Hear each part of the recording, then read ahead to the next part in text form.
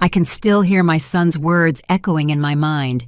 "You're a burden, Mother. You only deserve the scraps." That was 2 years ago, as I watched him deposit $100,000 into his mother-in-law's account right in front of me on my 65th birthday. He looked me straight in the eye through his phone screen, showing off the transfer confirmation before handing me a card with a $10 gift card inside. But before I go on, make sure you're subscribed to the channel and type in the comments, where are you watching this video from? We love to know how far our stories are reaching. I always believed the bond between a mother and son was sacred, unbreakable.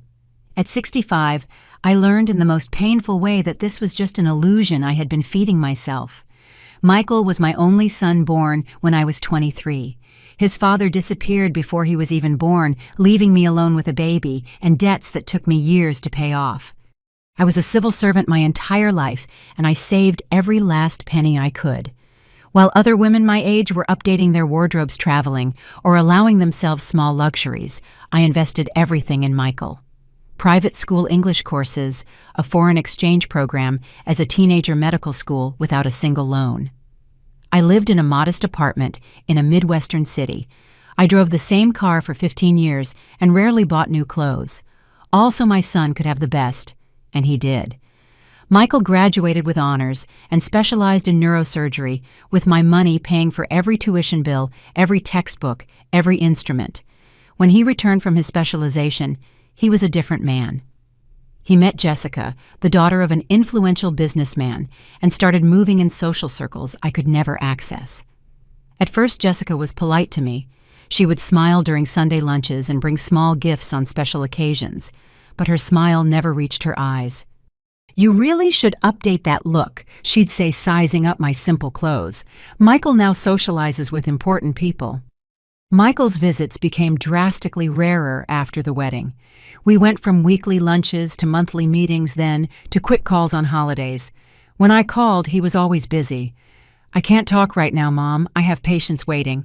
Even when I needed help, like when I was hospitalized with pneumonia, he sent me money for a cab instead of coming to get me. "I hired a nurse for you," he told me over the phone. "I can't cancel my surgeries." The nurse never showed up. The event that changed everything happened on my 65th birthday. Michael and Jessica showed up at my apartment unannounced. For a moment, I felt a spark of hope. Maybe they had remembered after all. "Mom, we need to talk," Michael said, sitting on my worn-out couch without even taking off his jacket, as if he was afraid poverty was contagious. Jessica stood by, looking at her phone, clearly bored to be there. "We're buying a new house in Chestnut Ridge," he announced without even asking how I was. 3-bedroom suites, a heated pool, a gym. It's a major investment for our professional image." "That's wonderful, son," I replied, genuinely happy for him despite everything. "Yes, it's essential to be in the right place to know the right people." Jessica finally spoke, looking up from her phone. "My mother has been guiding us on that. She knows everyone who matters in this city." Michael took out his phone and turned the screen towards me. "I just transferred $100,000 to Linda, Jessica's mother. A small thank you for everything she's done for us." I was paralyzed. $100,000, more than I could save in 5 whole years of work. "How generous of you," I managed to say, my voice trembling. "It's the least we could do," Jessica replied with disdain. Mom introduced us to the real estate people, the architect. She organized dinners with important neighbors. She understands social connections networking, unlike someone who only knows the life of a civil servant. Michael didn't just fail to defend me. He nodded in agreement with every humiliating word. "Linda has vision, Mom. She knows how to build strategic relationships." Then, as if remembering something trivial, he pulled a small envelope from his pocket. "For you," he said, holding it out to me. "Happy birthday. It's for the scraps." The air left my lungs. Scraps. Me, who sacrificed everything for him, only deserved scraps. My hands trembled as I took the envelope. The world seemed to spin around me as I opened it.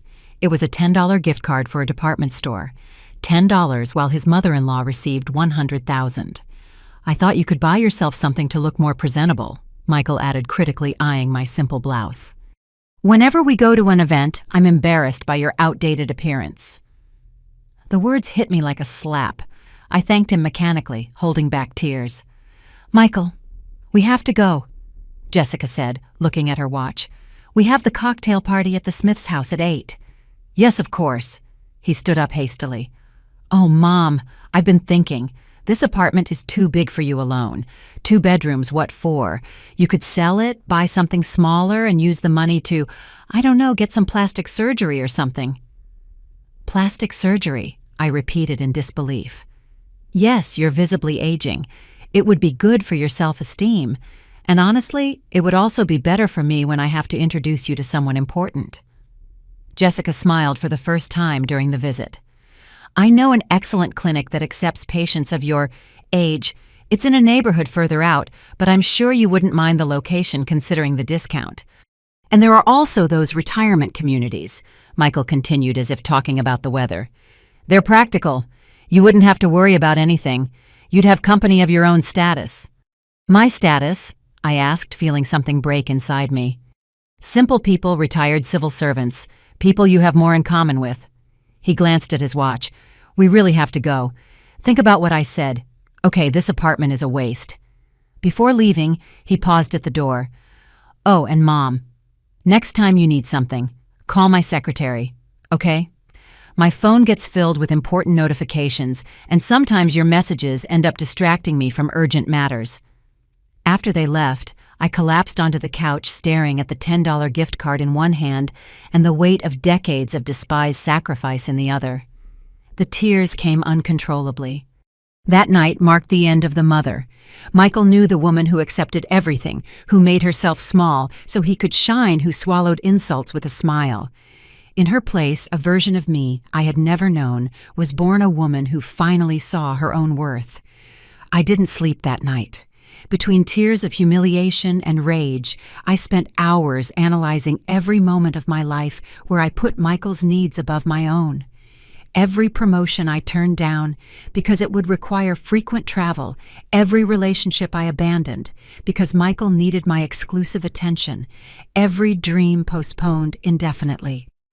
And for what? To raise a son who looked at me as if I were a walking embarrassment, who transferred $100,000 to his mother-in-law while giving me a $10 gift card, who suggested I get plastic surgery so I wouldn't embarrass him.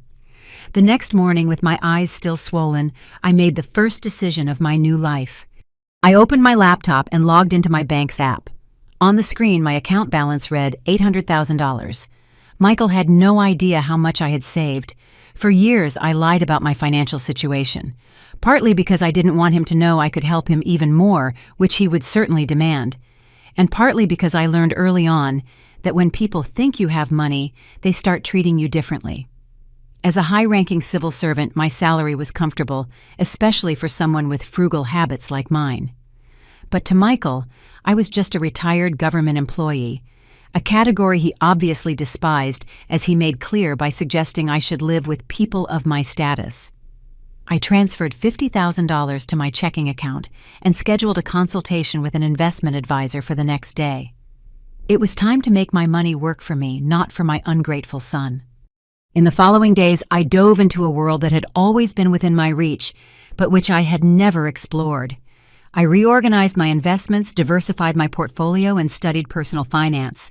At night, I watched videos on financial education, read books, and participated in webinars. My mind, always sharp but underused in recent years, absorbed knowledge with an insatiable thirst.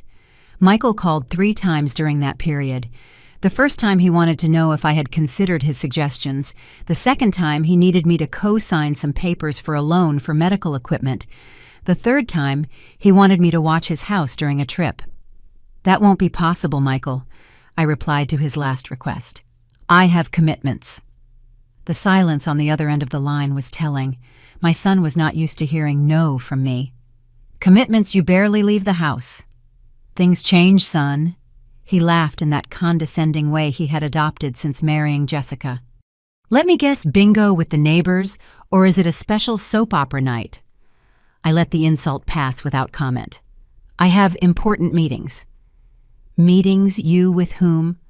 "With people of my status," I replied, using his own words against him. He was silent for a moment. "Look if you're upset about that conversation about the apartment." "I'm not upset, Michael. I'm busy. Have a good trip." I hung up before he could say anything else. It was the first time in decades that I had ended a conversation with my son on my own terms. The following month, I didn't answer his calls. He left increasingly irritated messages. "Mom, we need those papers signed. Why aren't you answering? This is childish of you." When I finally called him back, it was to tell him I wouldn't co-sign any loan. "You've always been my co-signer," he protested indignantly. "And I'm still paying for a loan you stopped honoring in 2018, I replied calmly. "I'm not going to compromise my retirement with more of your debts." "What are you talking about? What retirement? You barely have enough to survive." "I have more than you can imagine. Michael and I intend to enjoy what I've achieved." He was silent for a few seconds. "You have money saved, and you never told me while I was killing myself, working to build my career." The audacity left me momentarily speechless. This was the man whose entire education I had financed, whose apartment I had helped buy, whose first office I had furnished. "Who paid for your medical degree, Michael? Your exchange program, your specialization?" "That was your obligation," he replied, as if I had mentioned something as trivial as buying diapers for a baby. "I was your son, your investment, and now that I'm finally reaping the rewards of my effort, you come to me with this petty conversation about money." I took a deep breath containing the rage that threatened to consume me. "I'm not going to argue with you, Michael. My decision is final. I won't be a co-signer for anything else." "You're going to regret this," he threatened, his voice cold. "When you're sick and alone, don't come begging for my help." "Like when I had pneumonia and you sent money for a cab instead of visiting me?" I asked softly. He hung up on me. 3 months after the birthday incident, I already had a clear plan. My investments were performing exceptionally well. I hired a personal trainer to improve my health, a style consultant to revamp my wardrobe, and a real estate agent to find my dream home. "I want something that makes a statement," I explained to the agent. "Something that reflects success, security, and good taste." He showed me several properties, but it was the last one that caught my attention. A 3-suite house in a high-end gated community. Coincidentally, the same community where Michael and Jessica had bought their house with his mother-in-law's help. The property was listed for $1.5 million. "I'm going to make an offer." I decided that same day. $1.4 million cash. The agent looked at me with a mix of surprise and respect. "Are you sure you can—" "I'm absolutely certain," I interrupted, opening my banking app and showing him the balance of my investment account, now considerably larger thanks to the successful trades of the past few months. The offer was accepted within 48 hours. I signed the papers without telling anyone, not even my best friend Sarah, the only person I kept close during this transformation. I would only tell her when the time was right, and that time would be determined exclusively by me. 6 months after the fateful birthday, I was ready. The house had been completely decorated by one of the city's top interior designers. Nothing ostentatious, but unequivocally elegant and sophisticated. I bought a new car. I hired a housekeeper and a gardener. My wardrobe was entirely renewed with pieces from brands that Jessica and her mother loved to show off. It was then that I received an unexpected call from Michael. "Mom, we need to talk about the apartment," he said without even bothering to ask how I was. "I found an interested buyer." "A buyer for my apartment?" I asked, genuinely confused. "Yes. Remember we talked about that, about selling and buying something smaller. Well, I have a colleague who's looking for a property in that area for investment. He offered a reasonable price considering the apartment's condition." The audacity was breathtaking. "And may I ask what this reasonable price would be?" $200,000. "It's a good deal considering the building has no elevator and the paint is peeling." The apartment was easily worth $450,000, even needing some renovations. Michael was trying to blatantly rob me. "I'm not interested in selling, Michael." "Mom, be reasonable," he sighed as if dealing with a stubborn child.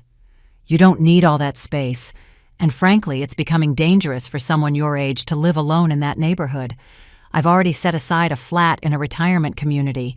It's small, but it has 24-hour monitoring and recreational activities suitable for you." "Suitable for me?" Yes, bingo crochet things people your age like. There's even a Bible study group on Wednesdays, he added, as if offering an extraordinary benefit. I took a deep breath, containing my rage. Michael, I appreciate your concern, but I've already sorted out my living situation. What do you mean? He asked, clearly annoyed by the turn of the conversation. I moved. You moved where? Why didn't you consult me? I didn't know I needed your permission to decide where to live, son, I replied calmly. It's not a matter of permission, it's a matter of common sense. You're 65, living on a pension, and making major decisions without consulting anyone. So where did you move to, anyway? To Chestnut Ridge. The silence on the other end of the line was absolute. Chestnut Ridge was the exact community where he and Jessica had recently bought their house, the most exclusive and expensive in the city. Is this some kind of sick joke? He finally asked, his voice tense. No, son. I bought the house at number 38. By the way, I heard you're at number 24. We'll be neighbors. With what money? He nearly shouted. With my money, Michael. Money I saved for decades while you treated me like a second-class citizen. That's impossible. You never had that kind of money. You're lying to provoke me. Why don't you come over for coffee tomorrow and see for yourself? I suggested, keeping my voice calm. 4 p.m. would be convenient. Bring Jessica if you like, and your mother-in-law too. I'm sure Linda would love to see my new house. I hung up feeling a satisfaction I hadn't experienced in years. The seed was planted. Now I just had to wait for the harvest. At 3:45 p.m. the next day, I strategically positioned myself on the balcony of my new home. I wanted to watch their arrival to capture the exact moment reality would hit them. I was wearing a navy blue silk outfit, discreet but visibly expensive jewelry, and my hair, now in a modern cut that highlighted my natural gray, was impeccable. At 4:03 p.m., Michael's car pulled through the gate that the security guard opened after my prior authorization. I saw his confused look through the windshield as he drove slowly down the elegant street looking for number 38. When he finally stopped in front of my house, his expression was priceless, a mixture of shock, disbelief, and something that looked almost like fear. Michael got out first, staring at the 3-story mansion with its meticulously manicured gardens as if it were an apparition. Jessica got out next, whispering something in his ear while pointing at details of the property. To my satisfaction, Linda, the mother-in-law who had received the $100,000, was in the back seat, her face contorted in an expression that could only be described as pure envy. "Mom!" Michael called out, still standing by the car as if afraid to get any closer. "Good afternoon, son," I replied calmly, walking down the steps to greet them. "Jessica, Linda, welcome to my home." The 3 of them stood in silence for a few seconds, taking in the sight of the mansion, and more disturbingly for them, the sight of me, no longer the elderly woman in simple clothes and a submissive posture, but an elegant, confident, and clearly prosperous woman. "This is yours," Michael finally managed to articulate, pointing at the house. "Yes, son, I bought it 2 months ago. Come on, let's go inside. The housekeeper has prepared some delicious coffee." "Housekeeper?" Jessica repeated, her voice an octave higher than usual. I led them down the stone path to the main entrance. As I opened the door, I revealed a breathtaking hall with a marble floor, a curved staircase to the upper floors, and original artwork on the walls. "Emily, this is—" Linda began, clearly trying to mentally recalibrate the image she had of me. "It's beautiful, isn't it?" I completed, motioning for them to follow me into the living room. It cost a bit more than I initially planned, but the agent assured me it's an excellent investment. Properties in this community only appreciate in value. Michael looked around as if he were in a fever dream. "Mom, I don't understand. Where did the money for this come from?"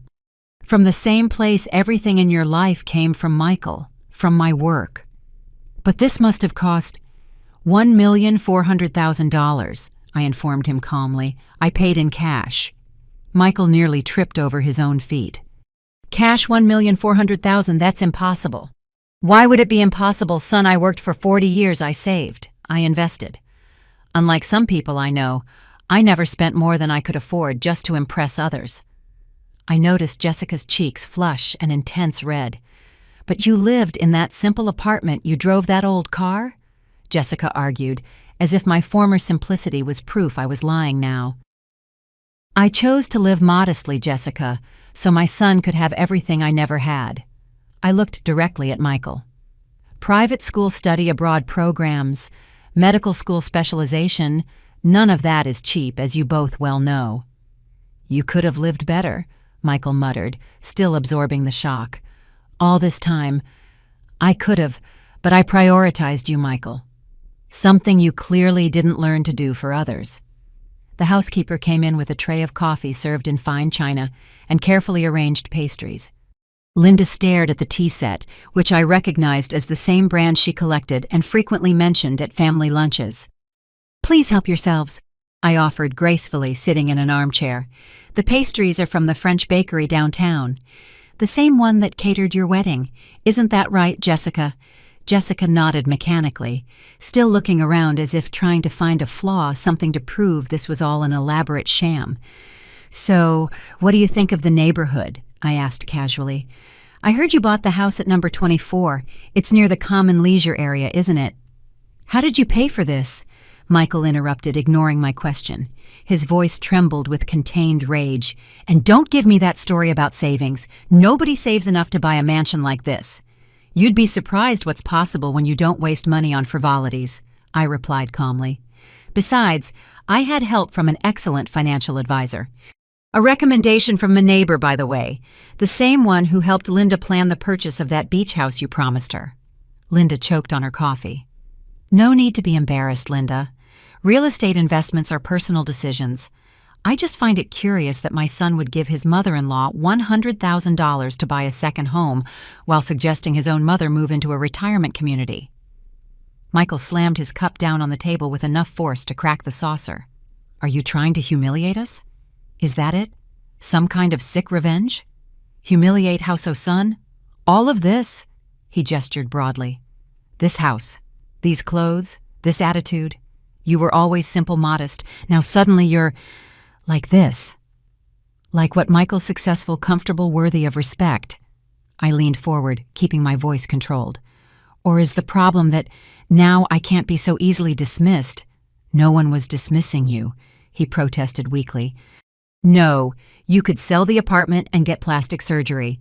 Consider a community for people of your status. Call my secretary. Your messages distract me from important matters." "Is that not dismissing someone, Michael?" "What is it then?" Jessica intervened, trying to de-escalate the situation. "Emily, we were just thinking of your well-being. A smaller place would be easier for you to take care of alone." "And now I don't need to take care of anything alone, Jessica. I have a housekeeper, a gardener, and a security system better than yours, all paid for with my money. The same money that financed the successful career of my ungrateful son." Linda, who had been watching the standoff in silence, finally spoke. "You saved money while living like a humble person. Why? Why not? Money doesn't need to be flaunted to have value, Linda. It needs to guarantee security, comfort, independence. Things I've discovered are far more important than appearances." Michael stood up abruptly. "We have to go. You obviously planned all this to humiliate us." "No, son. I planned this to show my worth. To myself, first and foremost."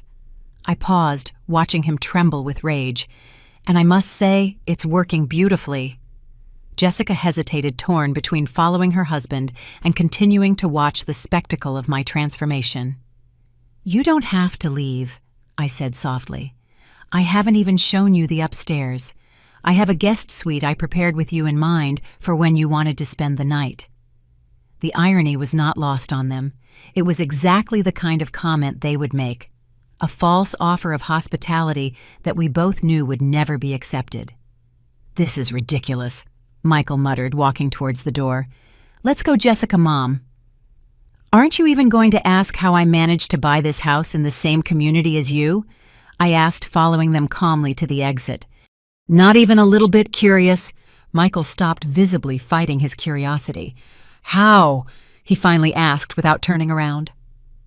I paid $100,000 more than necessary, I replied with a smile. The seller had two similar offers, but he chose mine because he specifically wanted a distinguished lady like myself to live here. Apparently, some of the new families in the community were making a negative impression with their ostentatious behavior. Michael turned around slowly, his face contorted with rage. Are you implying that— I'm not implying anything, son. I'm just sharing a fun fact. Linda cleared her throat, clearly uncomfortable. I think it's best we go. Emily, thank you for the coffee. The pleasure was all mine, Linda. We should schedule lunch sometime. I can recommend an excellent financial advisor if you're still interested in that beach house. Her face turned red. From anger or embarrassment, I wasn't sure. Probably both. After they left, I watched from the window as they argued heatedly in the car. Michael was gesturing furiously. Jessica seemed to be trying to calm him down, and Linda kept her gaze fixed on my house, her expression unreadable. I smiled, feeling a satisfaction I hadn't felt in decades. The seed of discomfort was planted. Now I just had to wait for it to grow. I didn't have to wait long. 3 days later, Michael showed up alone, unannounced. He had deep dark circles under his eyes. His hair was disheveled, an unusual sight for someone so obsessed with appearances. Can we talk? He asked, his voice devoid of its usual arrogance. I invited him in, leading him to the study this time.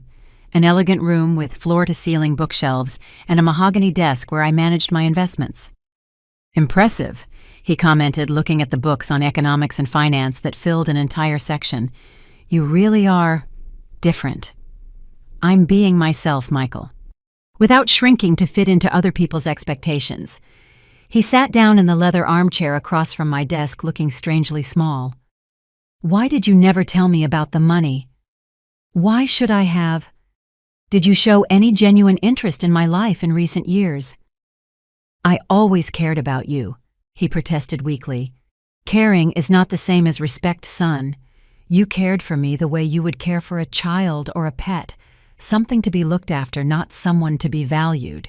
He stared at his own hands for a long moment. How much do you have exactly? I laughed humorlessly. Is that what you came to ask after all this? No, I'm trying to understand. You bought a house for almost $300,000 in cash. How? Actually, I still have about $600,000 invested aside from this house and my full pension as a career civil servant. Michael turned visibly pale. $2 million in assets. You have $2 million in assets. Approximately. Why does that change anything? It changes everything. He almost shouted, jumping to his feet. You could have helped us with the house, with the new office, with the equipment. Instead, you kept it all for yourself while you let us struggle alone. The audacity was so stunning that I was momentarily speechless. This was the man whose entire education I had financed, whose apartment I had helped buy, whose first office I had furnished. Struggle alone, I finally repeated. Michael, I paid for your private school for 15 years. I paid for your medical degree in full. I paid for your specialization in the United States. I gave you the down payment for your first apartment. I furnished your first office. When exactly did you struggle alone? That was at the beginning. Now I have bigger expenses, responsibilities, and image to maintain. And that's my problem because— And he stared at me, genuinely shocked by my response. For his entire life, I had always given in to his demands, always put his needs before my own. You're my mother, he finally said, as if that explained everything. Yes, I am your mother, not your bank account, not your employee, not your doormat. I never treated you like a doormat. No, Mom, I need you to watch the house while we travel. Mom, could you pick up my suit from the dry cleaners? Mom, I need you to co-sign this loan. Did you ever ask if I had other plans, if I wanted to do those things, if I had dreams of my own? He didn't answer. And when I needed you, when I got sick with pneumonia and you sent money for a cab instead of visiting me, when I needed help fixing the leak in the apartment and you said you were too busy, when I asked you to have lunch with me on my birthday and you canceled at the last minute because an important engagement came up. You're being unfair, he protested, but without conviction. I have a demanding career. And I had a demanding life, Michael, raising you alone, working 2 jobs, postponing my own dreams so you could achieve yours. And how did you thank me? By suggesting I get plastic surgery so I wouldn't embarrass you. He had the decency to look ashamed. That was unfortunate. I didn't mean it that way. But you said it. Just like you said I should move to a community for people of my status, as if I were some kind of second-class citizen. I was thinking about your safety, your well-being. No, Michael. You were thinking about how to get rid of an inconvenient mother who didn't fit into your glamorous new life. I stood up, walking around the desk to face him. You've become exactly the kind of person you always taught me not to be. Arrogant, materialistic, obsessed with status. Is it because of Jessica? He asked, his voice suddenly defensive. Is that it? You never liked her? Jessica is just a symptom, not the cause. You changed when you started to believe you were worth more than the people who helped you get where you are. When you started treating your own mother like a burden while idolizing your wife's family. Linda has important connections, Mom. She knows people who can open doors for my career.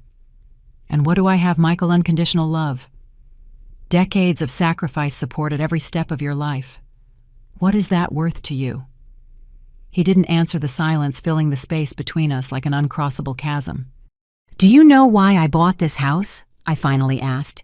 To humiliate me, obviously, to prove some point. No, son. I bought it because for the first time in 40 years, I decided to live for myself. I decided I deserved more than scraps from my own family's table. That I deserved respect, consideration, a place of honor in the life I helped build. Michael remained silent, but something in his eyes had changed. It was no longer just anger or indignation, but something more complex, perhaps the first flicker of genuine understanding. What do you want from me then? He asked, his voice almost a whisper. I want you to see who I really am, Michael. Not the image you created in your mind of a helpless, old-fashioned woman, a weight to be carried. I want you to understand that human worth isn't in how much money someone has, what connections they can offer, or what doors they can open. And what if I can't? He asked, suddenly vulnerable. What if it's too late? I looked at my son. This man I had raised, loved, sacrificed everything to protect, and I felt a mix of sadness and determination. Then you will live with the consequences of your choices, Michael, just as I am living with mine. Michael's visit marked the beginning of a strange period in our lives. He didn't come back in the following days, but I felt his presence, or perhaps it's better to say, I felt the effects of his deliberate absence. Neighbors commented on seeing him driving slowly past my house, watching as if trying to reconcile the elegant mansion with the woman he had always considered irrelevant. A week later, I received a bouquet of expensive flowers with a simple card. We need to talk, Michael. I didn't respond. The flowers were beautiful, but they felt more like an attempt to buy his way in than a sincere apology. 3 days later, he tried again, this time with a box of fine chocolates from a French pastry shop I had mentioned years ago that I liked long before he started treating me like an annoyance.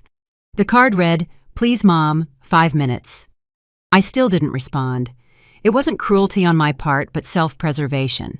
For decades, I had allowed Michael to dictate the terms of our relationship. When he wanted attention, I gave it. When he needed help, I offered it.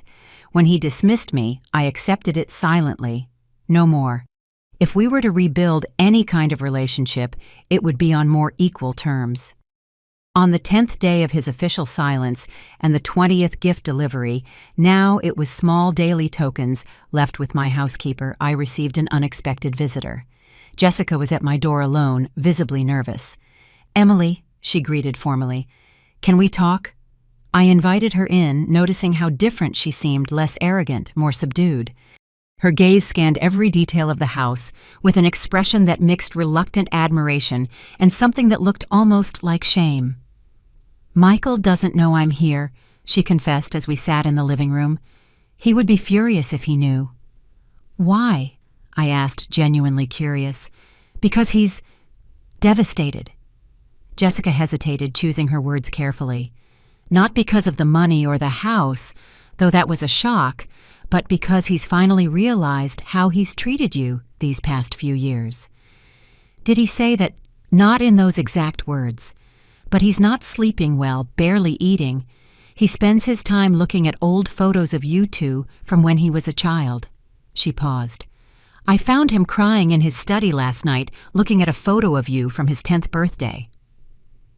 That birthday, I had worked double shifts for 3 months to be able to give him the party he wanted with all his friends from school. The memory brought a pang of pain. "Michael is a proud man," Jessica continued.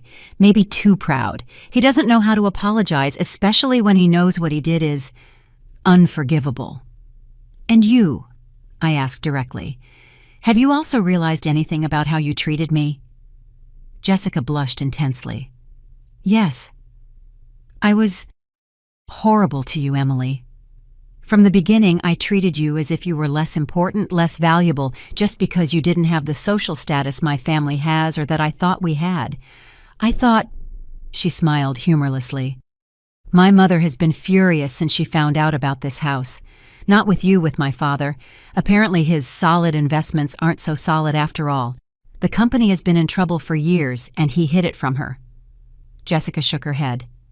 "The irony is that you, who always lived simply and honestly, have more financial security than my parents who live flaunting wealth." "Money is deceiving," I commented. "Often those who show off the most have the least." "I learned that the hard way." She hesitated, nervous. "Emily, I know I don't deserve your forgiveness. I'm not even asking for it. I just came to say that Michael is genuinely sorry, even if he doesn't know how to express it." "And what does he want now?" "My money." "No." Jessica seemed genuinely horrified. "He hasn't even brought up the money again. He just wants, his mother back." I looked at Jessica, this woman who for years had treated me like an inconvenient obstacle, and I saw something I had never noticed before: vulnerability, perhaps even genuine remorse. "You can tell Michael I'm willing to talk," I said finally. "But not here, on neutral ground. He'll be so relieved." "Thank you, Emily." As she was leaving, I asked one last question. "Jessica, why are you doing this? Did Michael ask you to come?" She turned her eyes suddenly moist. "No, I'm doing this because for 2 weeks I haven't recognized my husband. Because he doesn't smile, he doesn't sleep, he barely eats. Because he looks at old photos and mutters, 'How could I have done this to her?' Because—" She hesitated, swallowing hard. "Why?" I pressed gently. "Because I'm pregnant, 3 months along, and I don't want my child to grow up thinking it's acceptable to treat people the way we treated you." The news hit me like a lightning bolt. I was going to be a grandmother. A grandson or granddaughter was on the way. A new life that was not to blame for the mistakes of the past. "Congratulations, Jessica." I managed to say, my voice softer than I intended. "Thank you. We haven't told anyone yet, not even my mother." She smiled sadly. "We wanted you to be the first to know, but then all this happened." After Jessica left, I sat alone on the balcony, absorbing the news. A grandchild, a new generation, a chance perhaps to do things differently. 2 days later, I met Michael at a neutral cafe downtown, as we had agreed. He was already there when I arrived, sitting at a discreet table in the corner. He looked like he had aged years in just a few weeks. Deep, dark circles, worry lines that weren't there before the slumped posture of someone carrying an invisible weight. "Mom." He stood up as I approached, his voice trembling. "Thank you for coming." "Michael," I greeted, sitting across from him. He watched me for a moment, as if seeing me for the first time in years. "You look different. Not just the clothes or the hair. It's something else. It's called self-esteem, son. I've discovered it's an excellent accessory." He smiled faintly. The first genuine smile I had seen on his face in a long time. "Did you always have that sharpness, that biting humor?" "Always. You just never paid attention." The smile vanished. "You're right. I didn't pay attention to a lot of things." An uncomfortable silence settled between us. Michael nervously stirred his coffee cup, avoiding my gaze. "Jessica told me about the baby," I said, finally breaking the silence. He looked up, surprised. "She went to see you." "Yes, she was worried about you." "She shouldn't have." She did what you should have done a long time ago, Michael. She acknowledged her mistakes and apologized. He lowered his head, ashamed. I didn't know where to start, what to say, how to explain something that I don't even fully understand myself. How about starting at the beginning, I suggested. Why, Michael? Why did you start treating me like a burden, an embarrassment? Did I do something to deserve that? He took a deep breath, his eyes moist. No, you did nothing but everything for me. He paused, visibly struggling to find the words. I think it started when I met Jessica and her family. They had everything I always wanted. Status connections, a certain social gloss. For the first time, I was being accepted into circles that always seemed unattainable. And I didn't fit into that new image, I completed. It wasn't you, he insisted, then corrected himself. Well, it was, but not in the way you think. I was ashamed, yes, but not of you per se. I was ashamed of my origins, of our struggle, of our history of hardship. Our history of overcoming, you mean? Yes, but I didn't see it that way at the time. I could only see the contrast between the life we had and the life Jessica's family always had. And the more they accepted me, the more I felt I needed to distance myself from my past, from my simplicity. From me. He nodded, a tear finally escaping. From the person who loved me most, who sacrificed everything for me. I was a monster, Mom. Yes, you were, I agreed bluntly. You treated me as if I were less than nothing, as if all my sacrifices were worthless compared to your mother-in-law's important last name or your father-in-law's connections. I know, he whispered, another tear rolling down his cheek. And I don't know if I can ever forgive myself for it. It's not about your forgiveness, Michael. It's about mine, and I'm not sure I can give it yet. He looked up, frightened. You can't forgive me. I didn't say that. I said I'm not sure. Forgiveness is a journey, son, not a destination, and some wounds are too deep to heal quickly. What can I do? He asked, his voice breaking. How can I fix this? I don't know if you can.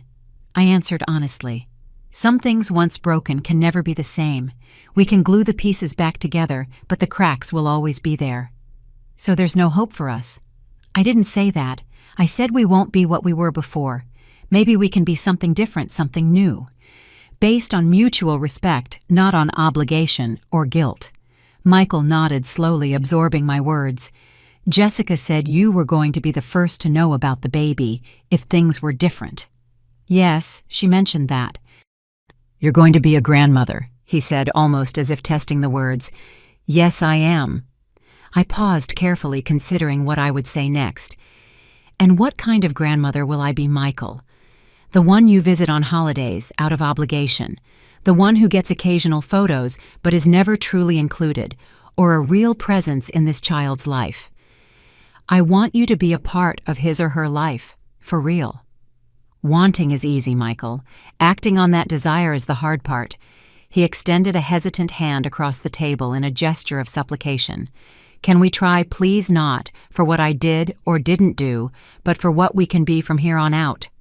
I looked at that hand, the same hand I had held when he took his first steps, the same hand I had kissed when he graduated, the same hand he had snatched away from mine so many times recently. Slowly I placed my hand on his.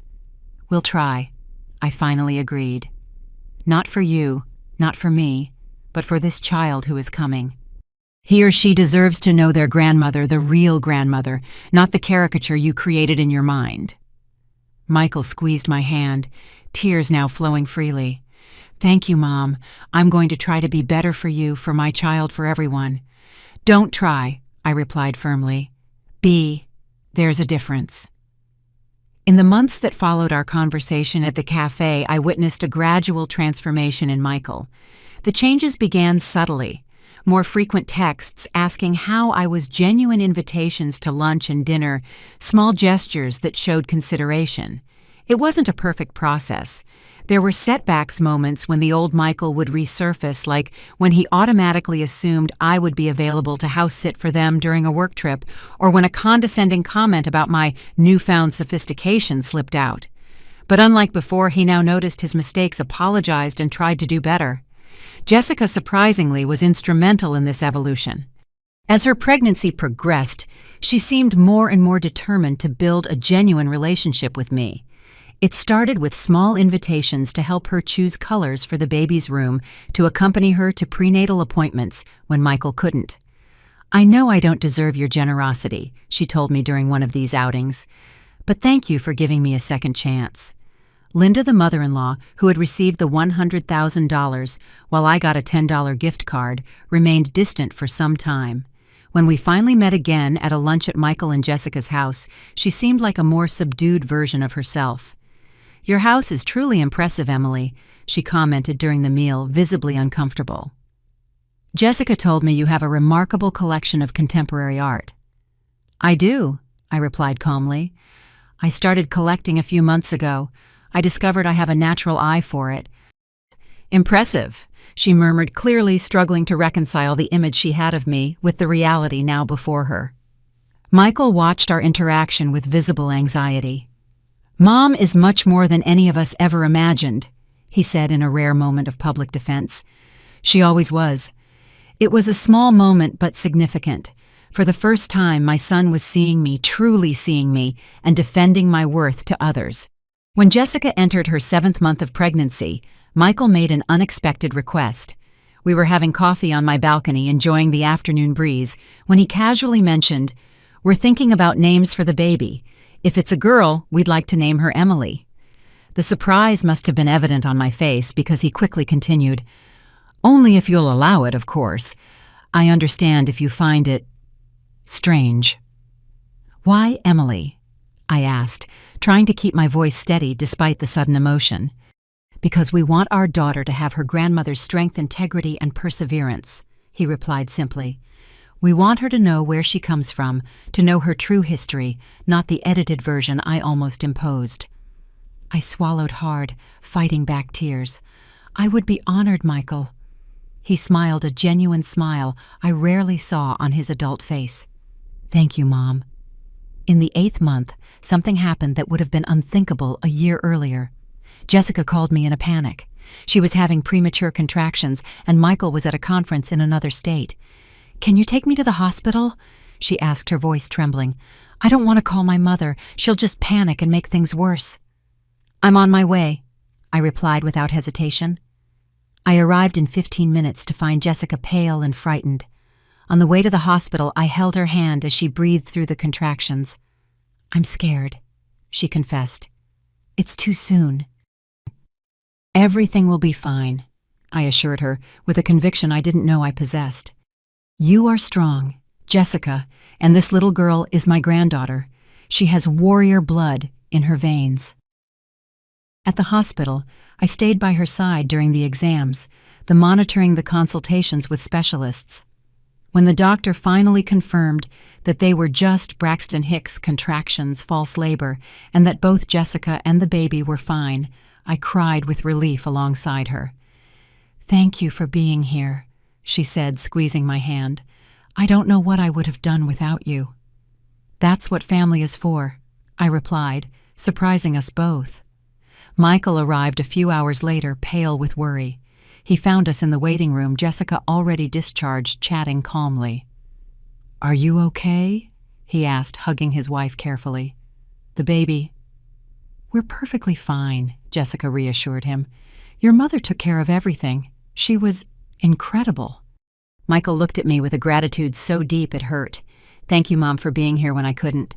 "I always was, son," I replied softly. "You just didn't see it."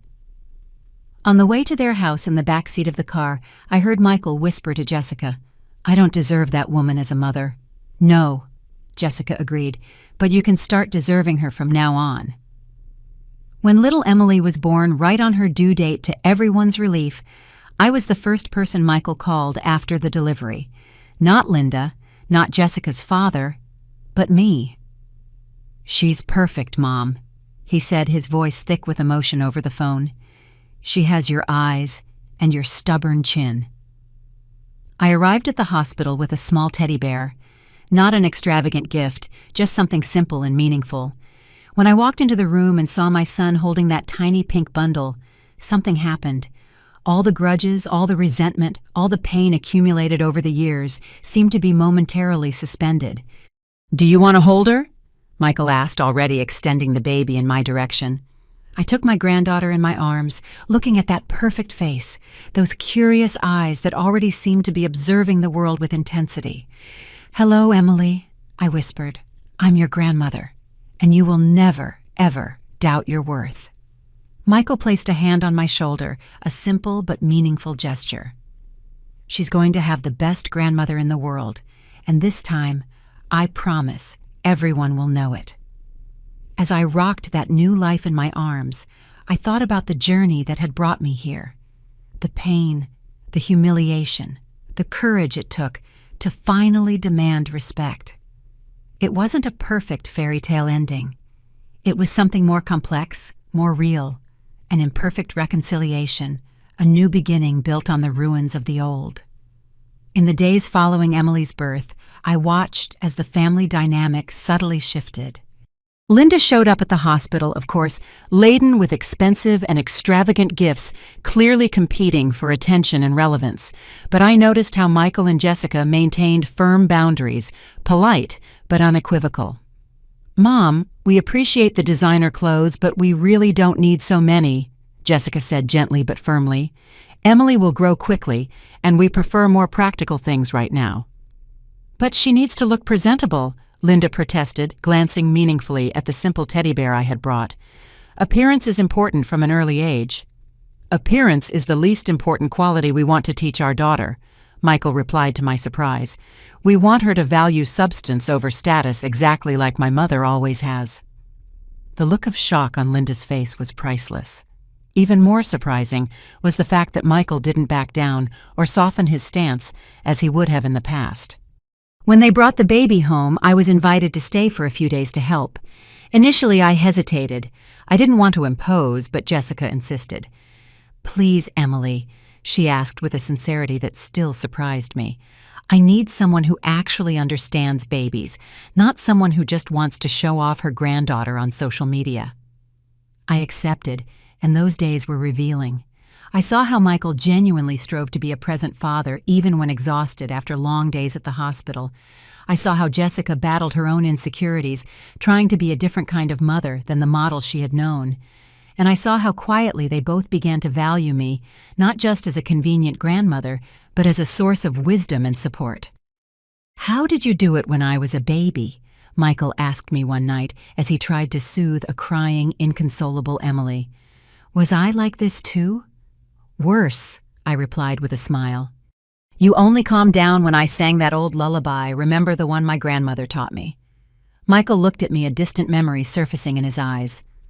"The one about stars and little boats." "That's the one. Do you still remember it?" I held out my arms, taking little Emily. I began to sing softly the same melody that had rocked my son to sleep decades ago. The baby stopped crying almost instantly, her little eyes fixed on me as the voice and gentle rocking soothed her.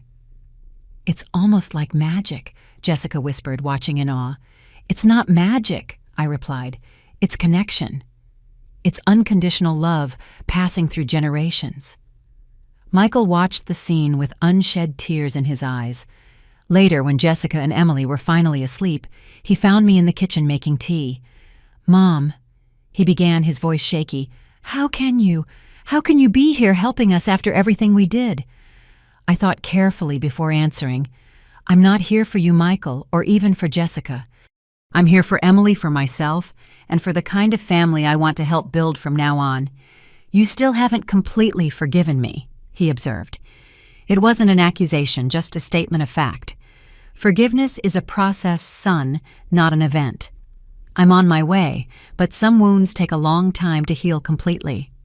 He nodded, accepting my honesty. "Do you know what hurts the most? It's not just the way I treated you in recent years. It's thinking about everything I lost.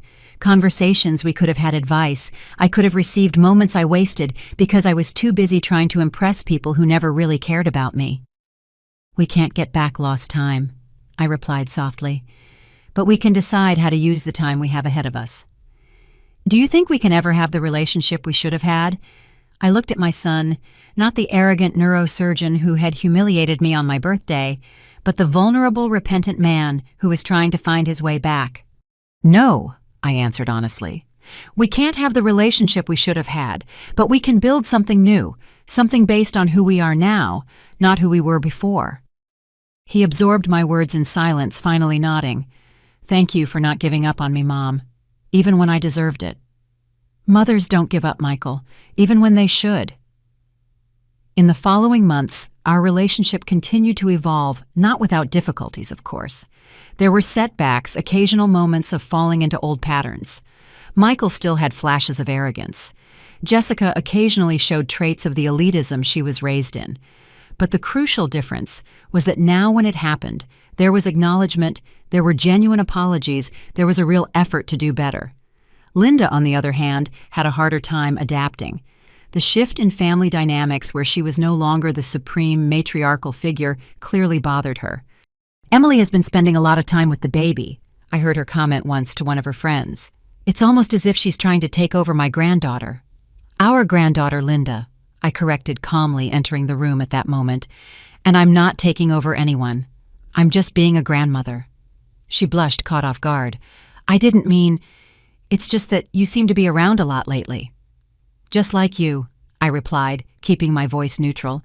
Luckily, Emily has enough love for all her grandmothers. It was a small moment of confrontation, but significant. Linda realized she could no longer talk about me as if I weren't present, no longer belittle me without consequences.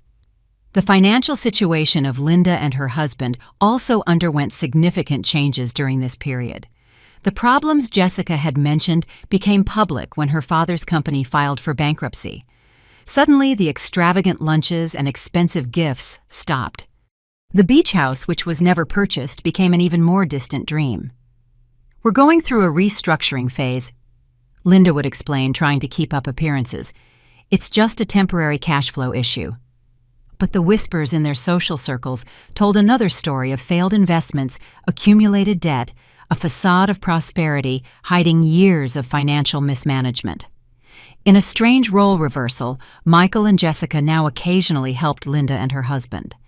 Not with large sums like the $100,000 they had once given her, but with small, practical gestures, paying for a dinner offering to cover some bills. It's ironic, isn't it? Jessica commented to me one afternoon as we watched Emily play in my garden. My parents always seemed so invincible, as if money and status were guaranteed. Now I see it was all an illusion. Money is like that, I replied, thinking of my own choices throughout life. It comes and goes. What remains is character, the bonds we build, the impact we have on the lives we touch. Jessica looked at me with an expression that mixed admiration and sadness. You always knew that, didn't you? While the rest of us were busy chasing status, you were building something real. It wasn't always a conscious choice, I admitted. At first I saved out of necessity, then out of habit. Only recently did I realize that I had been building security while others were building appearances. When Emily turned one, Michael and Jessica organized an intimate celebration, just close family and a few dear friends. To my surprise, I was invited to help with the preparations from the very beginning. We want something meaningful, not ostentatious, Michael explained. Something that reflects real values, not fake sophistication. The party was held in my backyard, a choice that would have been unthinkable a year earlier. Linda showed up with an elaborately wrapped gift, an expensive imported doll that Emily was too young to appreciate and clearly expected to be the center of attention. Instead, she witnessed how her daughter and son-in-law had changed, how the small celebration was filled with meaning instead of extravagance, how the maternal grandmother, once an embarrassment to be hidden, was now treated with evident respect. Her opinions valued, her presence clearly cherished. After the guests left, it was just us, Michael, Jessica, little Emily, and me, sitting on the balcony as the sun set. "Thank you, Mom," Michael said softly, breaking the comfortable silence. "For this house, for this day, for everything." "You don't have to thank me," I replied automatically. "I need to," he insisted. "For a long time, I believed that valuing you was an obligation, something to be done out of convenience or habit. Now I understand it's a privilege. Jessica, holding a sleeping Emily, nodded in agreement. I hope that one day our daughter will look at me with the same respect Michael is learning to have for you, that she'll see value beyond appearances, substance beyond status. She will, I assured them, because you are teaching her that every day with your choices, with your actions. As I watched my family, this new version of my family rebuilt from the ashes of disappointment and resentment, I felt a strange sense of peace. It wasn't a perfect ending. Michael still had a long way to go to prove the consistency of his remorse. Jessica still struggled against the distorted values she was raised with. Linda would probably never completely change, but something fundamental had changed. I had reclaimed my voice, my power, my dignity. I was no longer the inconvenient mother to be hidden, the old woman to be tolerated, the poor relative to be ashamed of. I was Emily, a woman of worth, deserving of respect, capable of setting boundaries and defending her own value. And my granddaughter, little Emily, would grow up knowing that. She would grow up seeing her grandmother as an example of strength, not as a footnote in the family history. She would grow up understanding that real value comes from character, not from a bank account. That respect is earned through actions, not appearances. A year and a half after Emily's birth, my life had found a new balance. My relationship with Michael and Jessica continued to evolve, still imperfect, still with occasional moments of tension, but unequivocally better. Little Emily, now babbling her first words and taking wobbly steps, became a constant presence in my house. Michael and Jessica brought her over regularly, often leaving her with me while they ran errands. "Are you sure you don't mind?" Jessica would always ask, even knowing the answer. "Mind, these are my favorite moments of the week," I would honestly reply. The relationship between Michael and Linda, on the other hand, had become noticeably more distant. Not because of my influence, I never asked or suggested he distance himself from his mother-in-law, but as a natural consequence of the changes in his own perspective.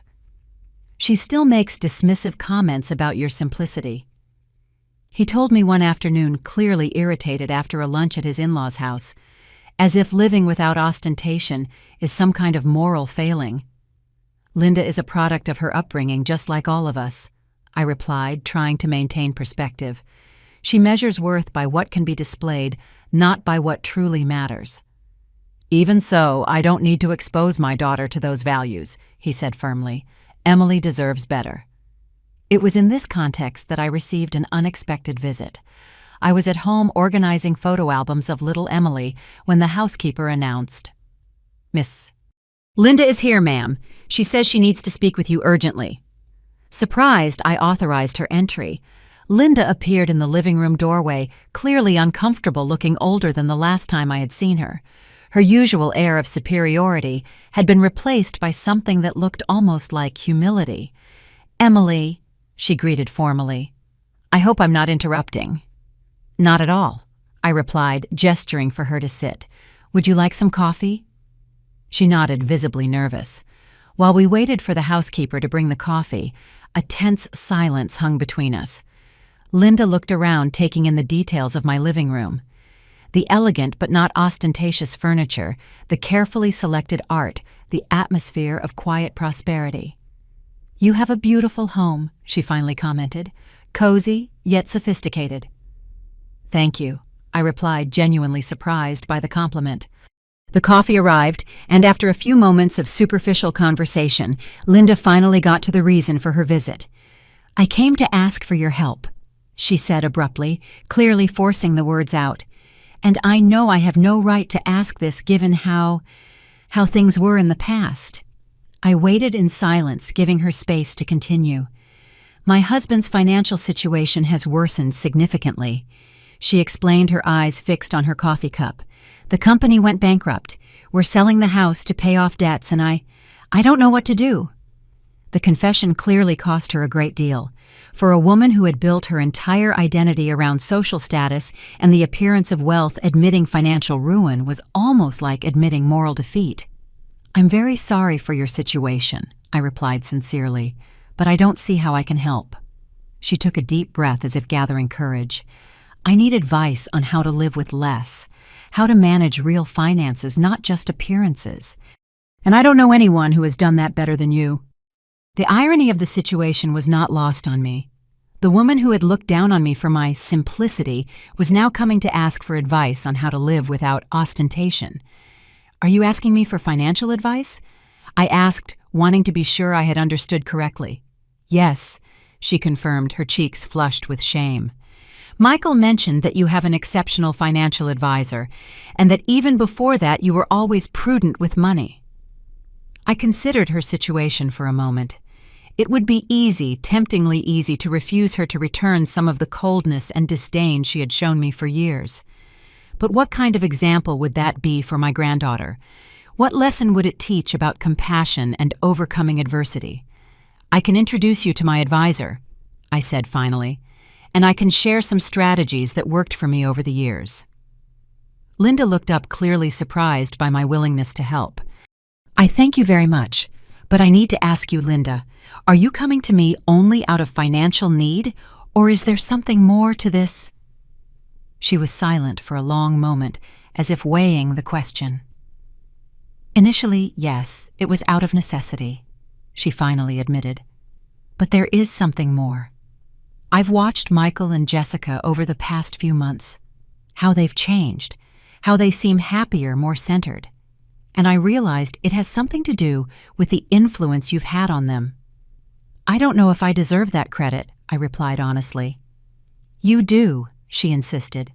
"They talk about different values now, about raising Emily to understand that character matters more than possessions, about building real relationships, not strategic connections."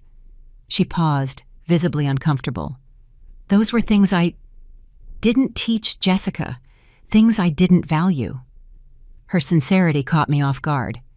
For the first time, I saw Linda not as the arrogant mother-in-law who had facilitated my son's estrangement, but as a woman facing the demolition of her entire value system.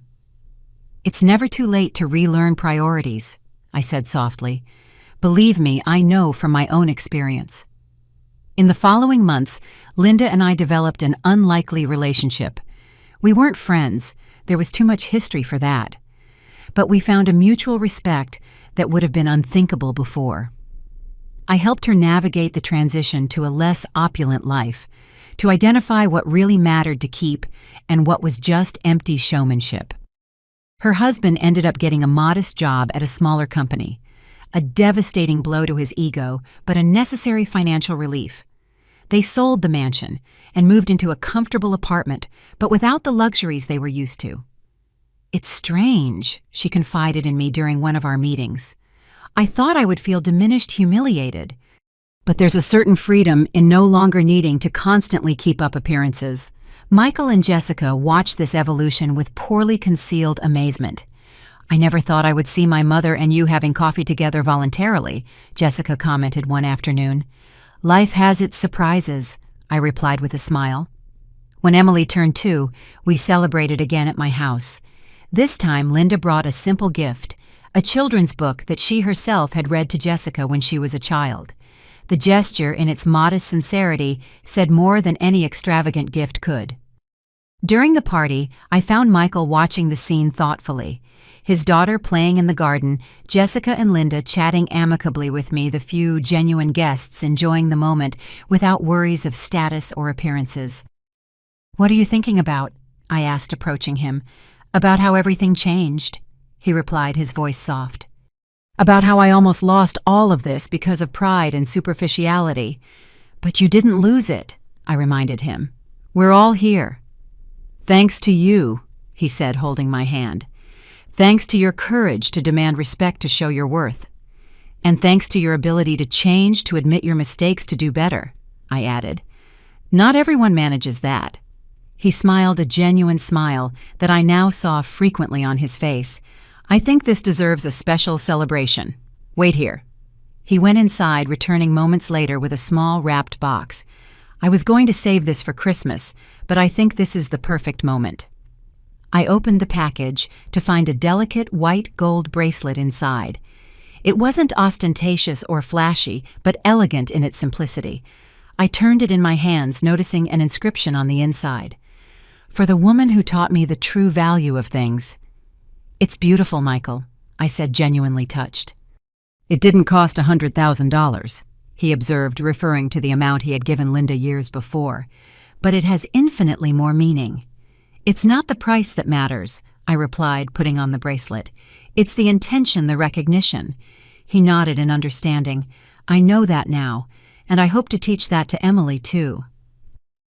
As I watched my granddaughter running through the garden, my son finally becoming the man I always knew he could be, Jessica finding her own worth beyond her parents' superficial expectations, and even Linda learning belated lessons about what really matters in life, I felt a deep sense of gratitude. Not for the money that had allowed me to buy this house and force my son to finally see me.